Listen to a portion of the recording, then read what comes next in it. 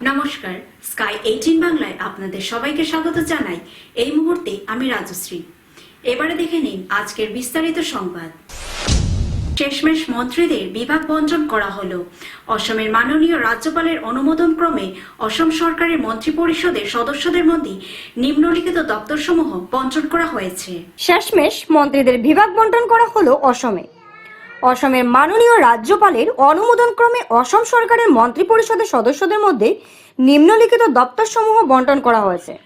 Doctor Himanta Biswa Sarma মুখ্যমন্ত্রী, স্বরাষ্ট্র রাজনৈতিক বিভাগ, গণপূর্ত বিভাগ, ভবন ও জাতীয় সড়ক, গণপূর্ত বিভাগ সড়ক, বিদ্যুৎ বিভাগ, তথ্য জনসংযোগ, মুদ্রণ ও স্টেশনারি। অশ্বিনী রায় সরকার, সমাজ কল্যাণ ও ক্ষমতায়ন, মৃত্তিকা সংরক্ষণ, সংখ্যালঘু কল্যাণ ও উন্নয়ন। অশোক সিংহল, স্বাস্থ্য ও পরিবার কল্যাণ, চিকিৎসা, শিক্ষা ও গবেষণা। বিমল বোরা, সাংস্কৃতিক বিষয়ক, শিল্প বাণিজ্য ও সরকারি উদ্যোগ, অ্যাক্ট ইস্ট নীতি বিষয়ক। বিশ্বজিৎ দৈমারি, তাঁত বস্ত্র ও রেশম শিল্প, ক্রীড়া ও যুব কল্যাণ, দক্ষতা, কর্মসংস্থান ও উদ্যোক্তা, উন্নয়ন, আদিবাসী ও উপজাতীয় ধর্ম ও সংস্কৃতি। জয়ন্তমল্ল বড়ুয়া, অর্থ বিভাগ, পরিবেশ ও বন, খনি ও খনিজ। কৌশিক রায়, খাদ্য, গণবণ্টন ও ভোক্তা বিষয়ক, আবাসন ও নগর বিষয়ক সমবায়। কেশব মহন্ত, রাজস্ব ও দুর্যোগ ব্যবস্থাপনা, বিজ্ঞান, প্রযুক্তি ও জলবায়ু পরিবর্তন, সাধারণ প্রশাসন। কৃষ্ণেন্দু পাল, জনস্বাস্থ্য কারিগরি বিভাগ, পিএইচই, পার্বত্য এলাকা বিষয়ক, বরাক উপত্যকা উন্নয়ন। নন্দিতা দেবী, প্রাণী সম্পদ ও পশু চিকিৎসা, মৎস্য বিভাগ। পীযূষ হাজারিকা, কৃষি, সেচ, সংসদীয় বিষয়ক। ডক্টর রনস পেগু, বিদ্যালয় শিক্ষা, উচ্চশিক্ষা, সমতল এলাকার জনজাতি বিষয়ক, তথ্য প্রযুক্তি। সুশান্ত বরগুয়াই, জল সম্পদ, বিচার বিভাগ। অতুল বরা, পঞ্চায়েত ও গ্রাম উন্নয়ন, অসম চুক্তি রূপায়ণ, সীমা সুরক্ষা ও উন্নয়ন আবগারি। চরণ বড়ো, পরিবহন, বড়োল্যান্ড কল্যাণ। রামেশ্বর তেলি, রূপান্তর ও উন্নয়ন, শ্রম কল্যাণ, চার জনজাতি ও আদিবাসী কল্যাণ। অজন্তা নেউগ, মহিলা ও শিশু উন্নয়ন, পর্যটন। শ্রীভূমি জেলা পরিষদের উন্নয়নমূলক কাজে রাজনৈতিক হস্তক্ষেপ বরদাস্ত করা হবে না। সাংবাদিক সম্মেলন করে একথা জানালেন সভাপতি অনিল কুমার ত্রিপাঠী। শ্রীভূমি জেলা পরিষদের উন্নয়নমূলক কাজে রাজনৈতিক হস্তক্ষেপ বরদাস্ত করা হবে না। সাংবাদিক সম্মেলন করে একথা জানালেন সভাপতি অনিল কুমার ত্রিপাঠী। শ্রীভূমি জেলা পরিষদের সভাপতি অনিল কুমার ত্রিপাঠীর নেতৃত্বে আজ এক সংবাদ সম্মেলনের আয়োজন করা হয়। তিনি জানান, পঞ্চায়েতে নির্বাচিত জনপ্রতিনিধিরা প্রধানমন্ত্রী নরেন্দ্র মোদী ও মুখ্যমন্ত্রী ডক্টর হিমন্ত বিশ্ব শর্মার উন্নয়নমূলক লক্ষ্য বাস্তবায়নে নিরলসভাবে কাজ করে যাচ্ছে। সভাপতি স্পষ্টভাবে বলে, উন্নয়নমূলক কর্মকাণ্ডে কোনো ধরনের অযাচিত রাজনৈতিক হস্তক্ষেপ মেনে নেওয়া হবে না। কিছু রাজনৈতিক ব্যক্তিত্ব পঞ্চায়েত কর্মী, সচিব, জিআরএস ও ইঞ্জিনিয়ারিংয়ের হুমকি দিচ্ছেন বলে অভিযোগ করেন তিনি। আমরা স্পষ্টভাবে ঘোষণা করেছি যে আমাদের উন্নয়নমূলক কাজে কোনো ধরনের অযাচিত রাজনৈতিক হস্তক্ষেপ আমরা বরদাস্ত করব না। আমাদের কাছে নির্ভরযোগ্য তথ্য রয়েছে যে কিছু রাজনৈতিক ব্যক্তিত্ব আমাদের পঞ্চায়েত কর্মী, গ্রাম পঞ্চায়েতের সচিব, জিআরএস এবং ইঞ্জিনিয়ারদেরকে ধমকি দিয়েছে। আমরা এই মুহূর্তে তাদের নাম প্রকাশ্য বলতে চাই না, কিন্তু যদি এই ধরনের ধমকি বা হস্তক্ষেপ আবারও ঘটে তাহলে আমরা আইনের যথাযথ পথে এগোব এবং অপরাধীরা নিজ খরচে তার সমস্ত পরিণতি ভোগ করবে। আমাদের প্রতিটি ওয়ার্ড ও পঞ্চায়েতের উন্নয়নের জন্য একটি সুনির্দিষ্ট পরিকল্পনা রয়েছে এবং পরিকল্পনা তৈরি করা হয়েছে। গ্রাম সভা এবং মাধ্যমে আমরা প্রতিটি পঞ্চায়েত ব্যাপকভাবে প্রচারিত গ্রাম সভার আয়োজন করেছি। স্থানীয় সকল নাগরিককে আমন্ত্রণ জানাচ্ছি আপনাদের নিজেদের ওয়ার্ড ও পঞ্চায়েতের উন্নয়নের জন্য মূল্যবান পরামর্শ দিতে। সময় আইলে আপনারা নিজে বুঝবেন। এখন তো আমরা সংবাদ মাধ্যমে হুঁশিয়ারি জানাইলাম, কবে কবে ঘটনা এটা? সময় আইলে সবটা আপনারা জানবেন। এটা কবের ঘটনা নয়, বর্তমানে চলছে এরকম। কোন কোন জিপিতে বা কোন কোন? বেশিরভাগ এই ঘটনাটা সাউথে নর্থে চলছে। সাউথের নর্থ লোকে হ্যাঁ, সাউথ বেশি যে আছে এটা চলছে। কি ধরনের ইন্টারফারেন্স করছেন আপনারা? মানে ওই জাস্ট আগে আমি যে বললাম যে আমার পঞ্চায়েত স্টাফ প্লাস জনপ্রতিনিধি সবকে এরা মানে একটা ভয় দেখাচ্ছেন যে আমরা এই করে দিব, ওই করে দিব, তোমার অন্য ট্রান্সফার করে দিব, তোমার এই করে দিব। এই সবটা তো বরদাস্তযোগ্য নয়। মানে উনাদের কথা মতো কাজ না করলে? আরে ভাই, পঞ্চায়েত প্রতিনিধি তো এরা তো জনগণ যারা ভোট দিছে এরা জিতিয়ে আইছে। তো আমরা তো জনতার সেবা করার জন্য বাধ্য আছি, আমরা তো ব্যক্তি বিশেষের সেবা করার জন্য নাই। আমরা জনপ্রতিনিধি। শ্রীভূমি শহরে অব্যাহত রয়েছে চোরের উপদ্রব। দিন হোক বা রাত, যখন তখনই শহরে বিভিন্ন স্থানে সংঘটিত হতে চলেছে চুরির ঘটনা। শ্রীভূমি শহরের অব্যাহত রয়েছে চুরের উপদ্রব। দিন হোক বা রাত, যখন তখনই শহরের বিভিন্ন স্থানে সংঘটিত হয়ে চলছে চুরির ঘটনা। পুলিশের নিষ্ক্রিয়তার সুযোগ নিয়ে চোরের দল একের পর এক চাঞ্চল্যকর চুরিকাণ্ড ঘটিয়ে যাচ্ছে। এবার চোরের নজর পড়েছে শিক্ষা প্রতিষ্ঠানের উপর। শহরের রেল কলোনি এলাকার 555 নম্বর রেলওয়ে বিদ্যাপীঠ স্কুলে রাতে সংঘটিত হয়েছে চাঞ্চল্যকর চুরির ঘটনা। চোরের দল বিদ্যালয়ের দরজা ভেঙে ভিতরে প্রবেশ করে তাণ্ডব চালায়। বিদ্যালয় থেকে দুটি ফ্যান, বইপত্র এবং মধ্যাহ্নভোজনের বিভিন্ন সামগ্রী চুরি করে নিয়ে যায় তারা। আজ বিদ্যালয়ে এসে প্রধান শিক্ষয়িত্রী চুরির ঘটনাটি প্রত্যক্ষ করেন। ধারাবাহিক চুরির ঘটনায় শহরের সাধারণ মানুষের মধ্যে এক প্রকার আতঙ্কের পরিবেশ সৃষ্টি হয়েছে।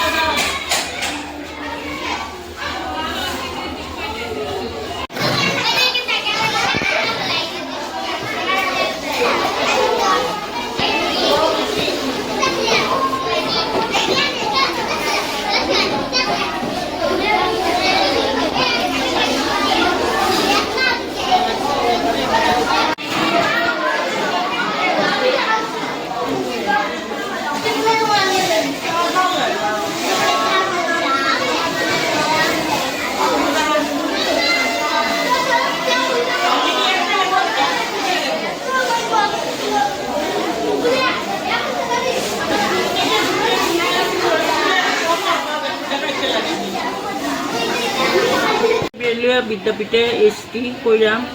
আমার স্কুল 2023 থেকে ঘন ঘন চুরি হইতেছে। ও এখনো পর্যন্ত কালকেও 2টা ফ্যান লইয়া গেছে, চাউল ডাল সবজি সব লইয়া যায় গিয়া, দরজা ভাঙ্গিয়া 2-3বার দরজা ভাঙ্গা হয়েছে, ঠিক করে আনি হয়েছে, তবু আবার চুরি। এই হারে চুরি আরম্ভ হয়েছে আমার স্কুল। কালকে কি হয়েছে? কালকে 2টা ফ্যান চুরি হয়েছে। চোর ঢুকে কিভাবে? চোর ঢুকছে দরজা ভাঙ্গিয়া, দেখা তো যায় না, বোঝা যায় না, দরজা ভাঙ্গিয়েই ঢুকে। আপনারা কি পুলিশকে জানিয়েছিলেন? আমরা মেমোরেন্ডাম দিচ্ছি, একটা এফআইআর করছে। তারা আইয়া গেছে, তারা সরজমিনে তদন্ত কররা, অন দেখা যাক কিতা হয় আর কি। চাল চুরি কখন হয়েছিল আপনার? 2023-এ। আজকে ফ্যান চুরি হয়েছে। ফ্যান। এটা কোন জায়গা? 555 রেলওয়ে বিদ্যাপীঠ, রেলওয়ে কলোনি। বর্ণিল সন্ধ্যা সাক্ষী হয়ে থাকলেন শ্রীভূমির সংস্কৃতি মনস্ক লোকেরা। বিশ্বকবি রবীন্দ্রনাথ ঠাকুর ও বিদ্রোহী কবি কাজী নজরুল ইসলাম দুই মনীষীকে একসঙ্গে স্মরণ করল করিমগঞ্জ তথা শ্রীভূমির পুরনো সাংস্কৃতিক সংগঠন ছন্দভারতী। বর্ণিল সন্ধ্যার সাক্ষী হয়ে থাকলেন শ্রীভূমির সাংস্কৃতিক মনস্ক লোকেরা। বিশ্বকবি রবীন্দ্রনাথ ঠাকুর ও বিদ্রোহী কবি কাজী নজরুল ইসলাম দুই মনীষীকে একসঙ্গে স্মরণ করল করিমগঞ্জ তথা শ্রীভূমির পুরনো সাংস্কৃতিক সংগঠন ছন্দভারতী। বিপিন চন্দ্রপাল স্মৃতি ভবনে আয়োজিত বর্ণোজ্জ্বল সন্ধ্যায় আয়োজক তথা অন্যান্য সংগঠনের শিল্পীদের বিশেষ নিবেদন সবাইকে বাকরুদ্ধ করে দেয়। কচিকাচাদের নৃত্য সবাইকে আকর্ষিত করে দেয়। আয়োজকের পক্ষ থেকে রিপোর্টার ক্যামেরায় অনুষ্ঠান আয়োজন নিয়ে নিজের বিবৃতি।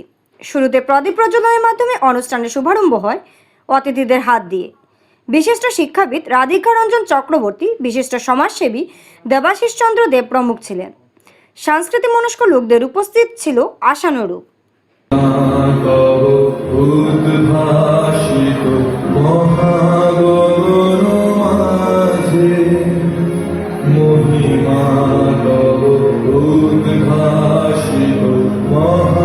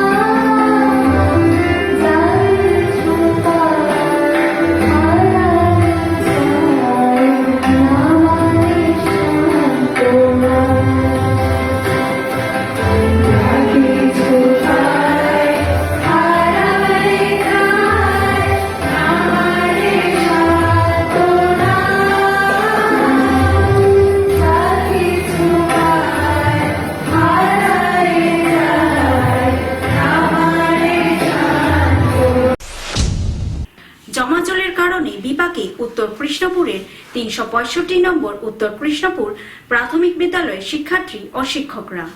জমাজলের কারণে বিপাকে উত্তর কৃষ্ণপুরের ৩৬৫ নম্বর উত্তর কৃষ্ণপুর প্রাথমিক বিদ্যালয়ের শিক্ষার্থী ও শিক্ষকরা। উত্তর কৃষ্ণপুরের ৩৬৫ নম্বর কৃষ্ণপুর প্রাথমিক বিদ্যালয়ে দীর্ঘদিন ধরে জমে থাকা জলের কারণে চরম ভোগান্তিতে পড়েছেন শিক্ষার্থী, শিক্ষক, শিক্ষিকা ও অভিভাবকরা। বিদ্যালয়ের শ্রেণীকক্ষ সহ প্রায় সব কক্ষেই জল প্রবেশ করায় স্বাভাবিক পাঠদান ব্যাহত হচ্ছে। এমনকি শিক্ষক শিক্ষিকাও বিদ্যালয়ে প্রবেশ করতে সমস্যার সম্মুখীন হচ্ছেন। আগামীকাল থেকে বিদ্যালয়ে পরীক্ষা শুরু হওয়ার কথা থাকলেও বর্তমান পরিস্থিতি নিয়ে উদ্বেগ প্রকাশ করেছেন অভিভাবকরা। তাদের অভিযোগ, ড্রেনেজ ব্যবস্থার ত্রুটির কারণেই বিদ্যালয় প্রাঙ্গণে জলাবদ্ধতা সৃষ্টি হয়েছে। তারা জেলা প্রশাসন ও শিক্ষা দফতরের কাছে দ্রুত বিদ্যালয় পরিদর্শন করে স্থায়ী সমাধানের দাবি জানান। অভিভাবকদের হুঁশিয়ারি, আগামী এক সপ্তাহের মধ্যে সমস্যা সমাধান না হলে বৃহত্তর আন্দোলনের পথে নামতে বাধ্য হবেন তারা। পরীক্ষা কোন দিন? কালকু না নি? কালকু দিয়ে পরীক্ষা নেন? ও ওটা মানে দিয়ে পরীক্ষা তো নেই।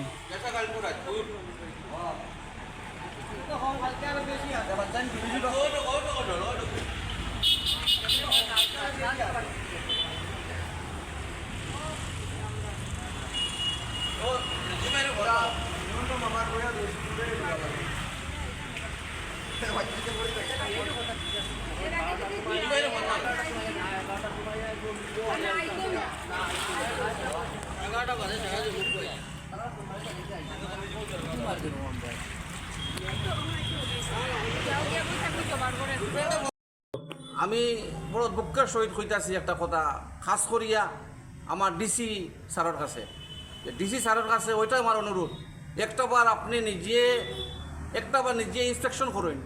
এই যে আমরা 365 নম্বর উত্তর কৃষ্ণপল্লী স্কুলটা, এলপি স্কুল যেটা আছে, কালকেতেই পরীক্ষা। এটা আগামীকালকে থেকে এটা পরীক্ষা আছে স্যার। একটা কথা হয়েছে, আজকে বাচ্চারা কোনো অবস্থাতে না স্কুল ঢুকতে পারে, না বসতে পারে, না বসার জায়গা, না ইয়ের জায়গা, একমাত্র ড্রেনের আর জলের বড় সমস্যা হয়ে গেছে গিয়া।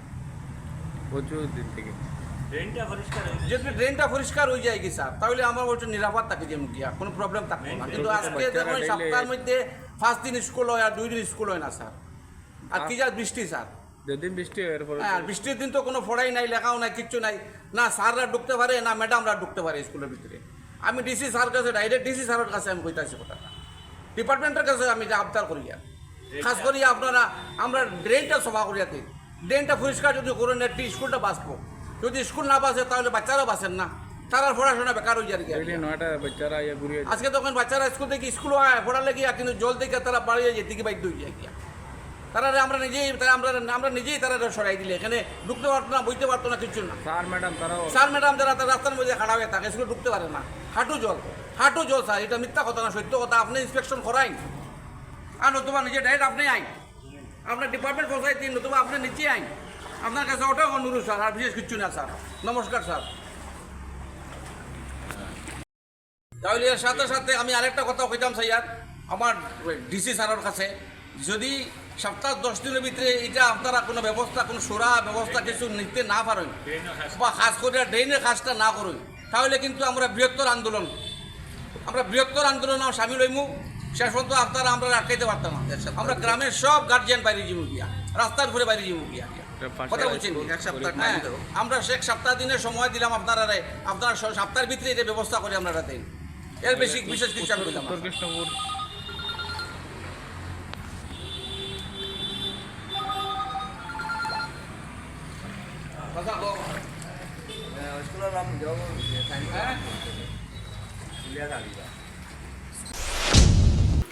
এখন নিয়ে নিচ্ছি ছোট্ট একটি বিজ্ঞাপন বিরতি, সঙ্গে থাকুন। হয়তো আপনি শহরের বা বাইরে থেকে এসেছেন উন্নত মানের চিকিৎসক দ্বারা চিকিৎসা করতে, এদিকে ওদিকে ঘুরছেন কিন্তু তেমনটা সফল হচ্ছেন না। এখন আপনার চিন্তার অবসান ঘটতে চলেছে। শহরে বিভিন্ন রোগের চিকিৎসকের হাট বসিয়ে দিয়েছেন তপতি মেডিকেল, সুভাষনগর রোড, শ্রীভূমি। যোগাযোগ নাম্বার 9864340766। এখানে বিশেষভাবে চিকিৎসক দুজনের সান্নিধ্য পাচ্ছেন, যারা হলেন পূজা দাস, MBBS MD, স্বর্ণপদক প্রাপ্ত, শিশুরোগ বিশেষজ্ঞ, শিলচর মেডিকেল কলেজ। রোগী দেখার সময় প্রতিদিন সকাল 9টা থেকে।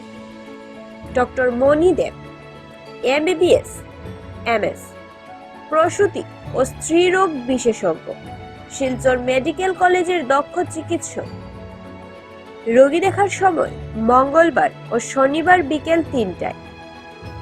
এছাড়াও ডক্টর জহরুল ইসলাম, MBBS MS, সহকারী অধ্যক্ষ, Silchar medical college.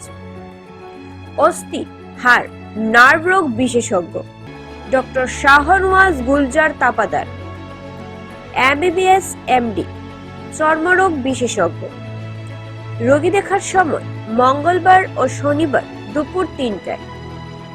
Doctor দেবারুণ Chowdhury, MD, kidney বিশেষজ্ঞ। তাই চিকিৎসক দ্বারা উন্নত ধরনের চিকিৎসা করতে অগ্রিম বুকিং করুন নিচে দেওয়া নাম্বারে। রোগীদের নিরাময় আমাদের উত্তম সেবা। চিকিৎসা ক্ষেত্রে আনন্দ সংবাদ। এখন থেকে আপনার ত্বক, চুল, নখ, অ্যালার্জি তথা বার্ধক্যজনিত সমস্যা নিয়ে বড় ধরনের চিন্তা করতে হবে না। আপনার সমস্যা অচিরে সমাধান করতে আপনাদের শহরে ভালো চিকিৎসক নিয়ে এলো ইলাস পলিক্লিনিক, মাইজডি, সেটেলমেন্ট রোড। যোগাযোগ নাম্বার 9395881227। এখানে ওই সব রোগের রোগীদের উন্নত ধরনের চিকিৎসা করছেন ডক্টর সন্দীপ রায়, MBBS MD। ত্বক, চুল, নখ, অ্যালার্জি ও বার্ধক্যজনিত রোগে যারা ভুগছেন তাদের অতি যত্ন সহকারে চিকিৎসা করেন চর্মরোগ বিশেষজ্ঞ ডক্টর সন্দীপ রায়। সপ্তাহে প্রতি মঙ্গলবার সকাল 11টায় রোগী দেখেন তিনি। এছাড়াও রোগীদের বিভিন্ন রোগ নিয়ে পরামর্শ দিয়ে থাকেন তিনি। প্রতি মঙ্গলবার সকাল 11টায় চিকিৎসকের সঙ্গে সাক্ষাতের সুযোগ রয়েছে রোগীদের। যোগাযোগ নম্বর 8876223344 এবং 9395881227। তাই হেলায় সুযোগ না হারিয়ে অচিরে ওই নাম্বারে যোগাযোগ করুন। রোগীদের নিরাময় আমাদের তৃপ্তি।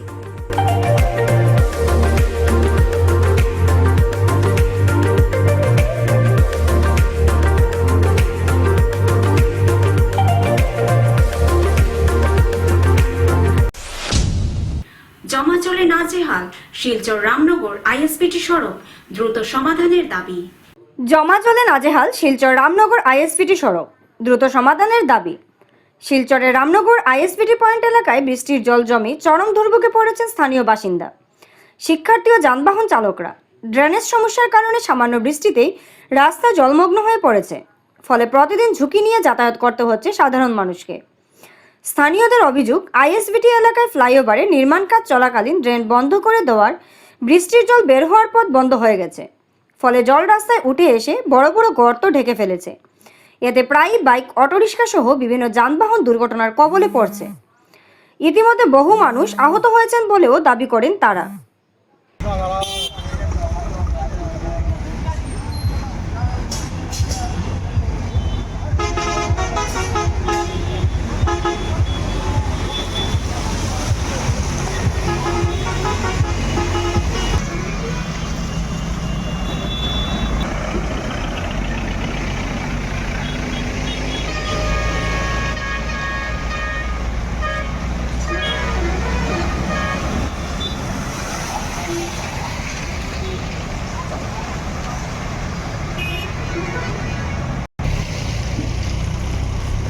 বহুত দিন থেকে ভুক্তভোগী হইতেছি। এটার কারণ হইলো একমাত্র যে মানে ফ্লাইওভারে যেটা কাজ চলতেছে, এই ফ্লাইওভারের কারণে তারা ড্রেনগুলো বন্ধ করে দিছে। এই বন্ধ করার কারণে জলটা এখানে জমিয়া আজকে এখানে জলের তলায় অনেক গর্ত হয়েছে। এই গর্তের কারণে ডেইলি 2-3টা গাড়ি অ্যাক্সিডেন্ট হয় এবং তারা যে কাজ করতেছে এই রাস্তার কাজটা তারা কমপ্লিট ভাবে করতেছে না, ফুটপাথ গুলা করতেছে না। ফুটপাথ গুলা না করার কারণে আমাদের স্কুলের ছাত্রগুলা স্কুলে সবসময় যাইতে পারতেছে না এবং জাম হয়। এই জামের কারণে ডনবক্স স্কুল আছে, এখানে ছাত্রগুলা মানে অনেক সময় যে জাম লাগে, যে এই জামের কারণে 1 ঘন্টা 2 ঘন্টা ধরিয়া স্কুলে যাওয়ার অসুবিধা হয়। এই অসুবিধার কারণে আমরা অনেক সময় প্রশাসনের কাছে এটা নিয়ে আমরা মানে দাবি করছি যেটা এই রাস্তাটা ঠিক করে দেওয়ার জন্য। এটার কোনো কাজ হয় না, তাই আমি এখনো আবার অনুরোধ করছি যে প্রশাসনের কাছে যে এটা আমরা রাস্তাটা পুরা একটু উৎসাহ করিয়া গর্তটা বড়িয়া দিয়া তারপরে যে সুন্দরভাবে সুস্থ করার জন্য আমি সবার কাছে অনুরোধ করি এবং প্রশাসনের কাছে আমি অনুরোধ। বিধায়ক তো যখন আগের যে ফুন্না বিধায়ক দেখছি এখনো পুলিশ প্রশাসন তারা কাটা লাগাই রাখছে। এই কাটার কারণে মানে কোনো প্রবলেম হইতেছে না। এরপরে আপনার এত টাইম মতো যেতে লাগবে স্কুলে, এগুলো যেতে পারেন না। বয়স্ক মানুষ হলে সাইডে যেতে স্কুলে বাচ্চা তোর গাড়ি যেতে পারেন না, কিছু যেতে পারেন না। তাই অবস্থা রাত্রেবেলার কি দেখবো গাড়ি আলায় আইয়া তো ধাক্কা মারবো, গাড়ি কিছু হইব, তার ইনভেস্টিগেশন হইব। আর এরপরে আপনার কি বলবো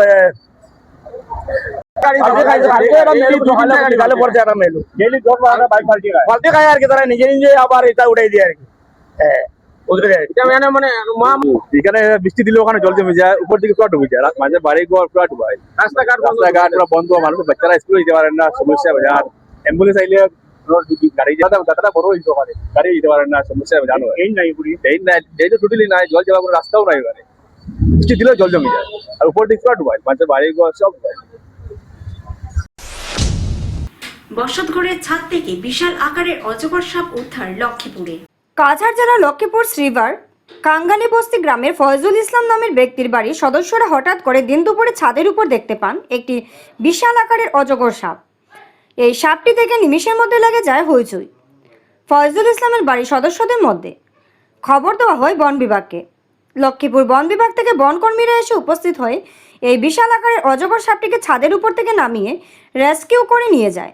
অজগর সাপটি প্রায় 10 ফুট লম্বা এবং প্রায় 16 কেজি ওজনের ছিল বলে বন বিভাগের কর্মীদের কাছ থেকে জানা যায়। পরে সংরক্ষিত বনাঞ্চলে সেই বিশাল আকারের অজগর সাপটিকে মুক্ত করে দেয় বলে জানা যায় লক্ষ্মীপুর বন বিভাগের কর্মীদের পক্ষ থেকে।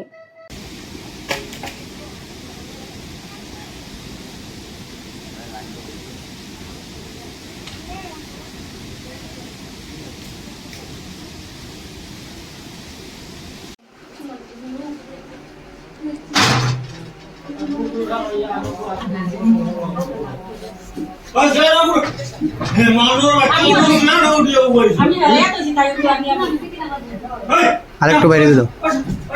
হ্যাঁ হ্যাঁ হ্যাঁ এদিকে মারো, এদিকে মারো।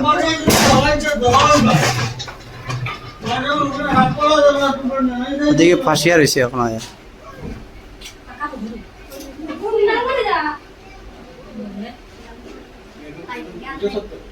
তোরা যাস না, দেখা তুম গেছত নাই গেছি তুম, তোরা যাস না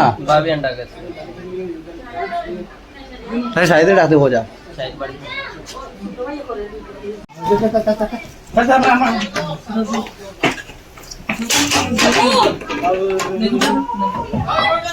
লাগাও লাগাও লাগাও।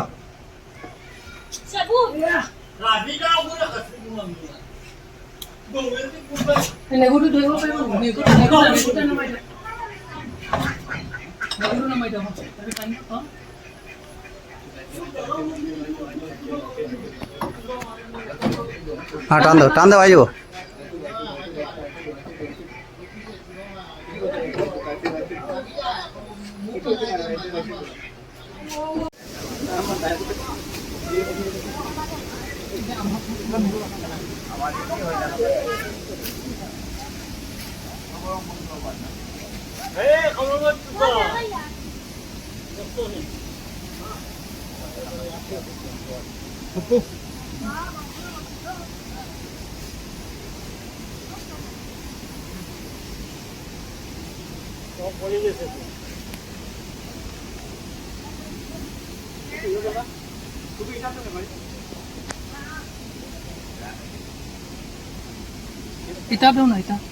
এটা ও ওইটা ওইটা অন্তত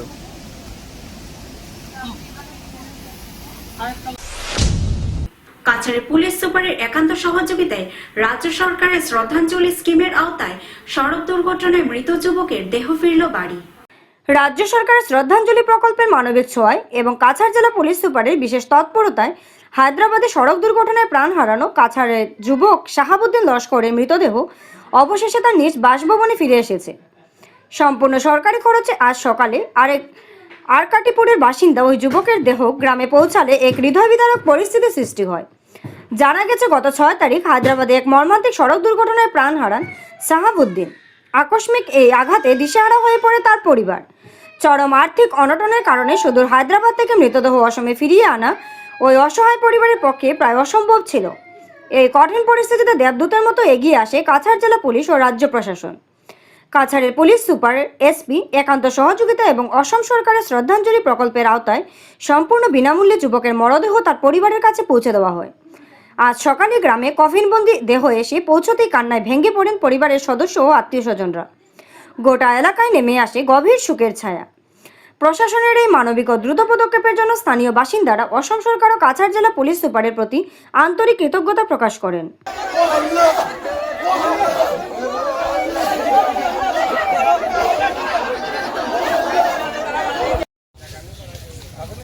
গত 6 তারিখ হায়দ্রাবাদে আমাদের গ্রামের একটি সন্তান, তার নাম হলো শাহাবুদ্দিন লস্কর, এটা রোড অ্যাক্সিডেন্টে মারা গিয়েছে। তো তারে এখান থেকে আনা মানে সম্ভব না, মানে পরিবারটা আর্থিক দিকে একটু অসহায় আসলো। কাছাড়ের এসপি মহোদয়ের উদ্যোগে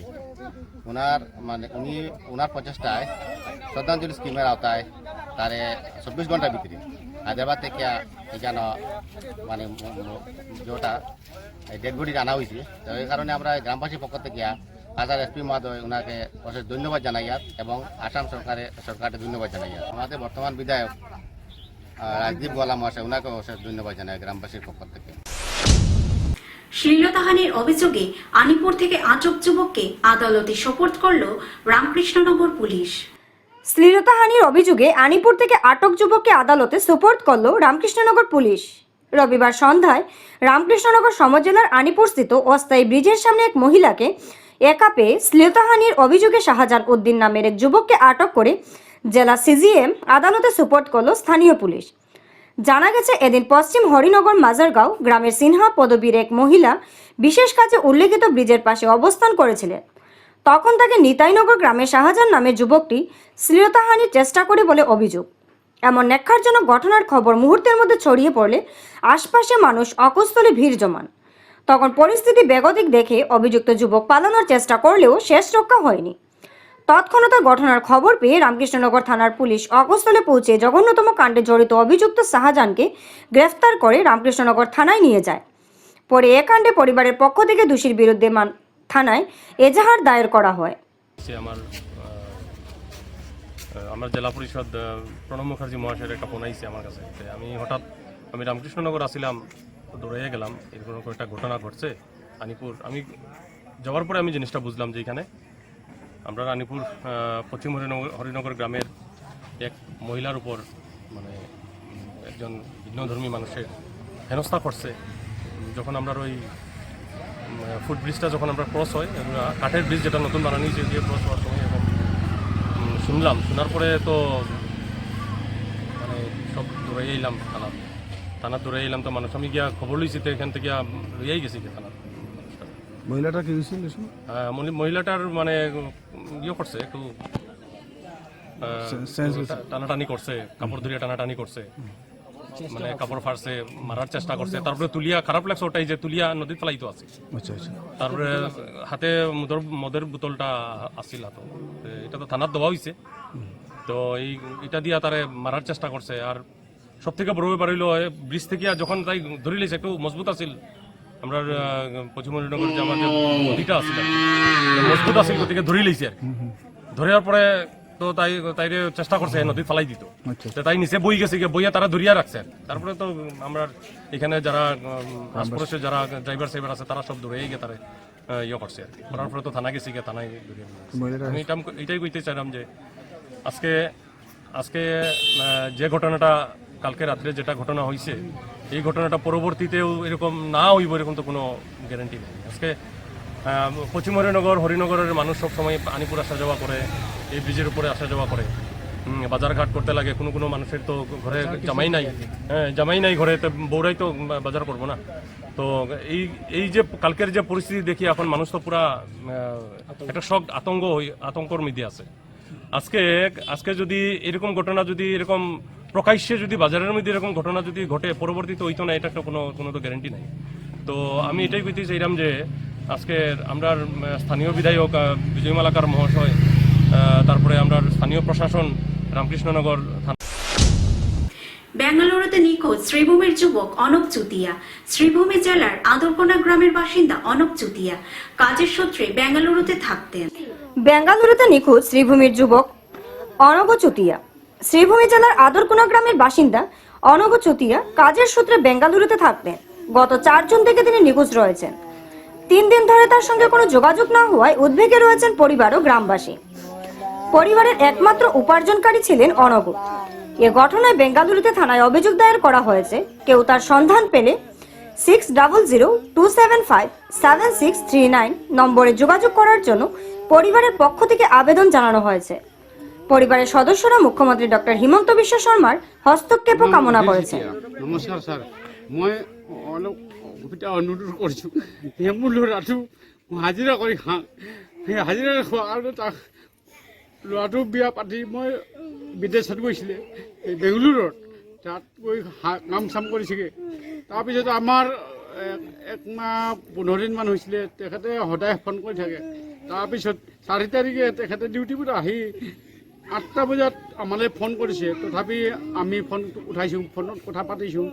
8টাৰ পিছৰ পৰা তেখেতক কি হ'ল কি নাই, আজি 4 দিন হৈ গৈছে, তেখেতৰ কোনো জাত মই হেৰি পোৱা নাই, ফোনৰ উত্তৰ নাই পোৱা।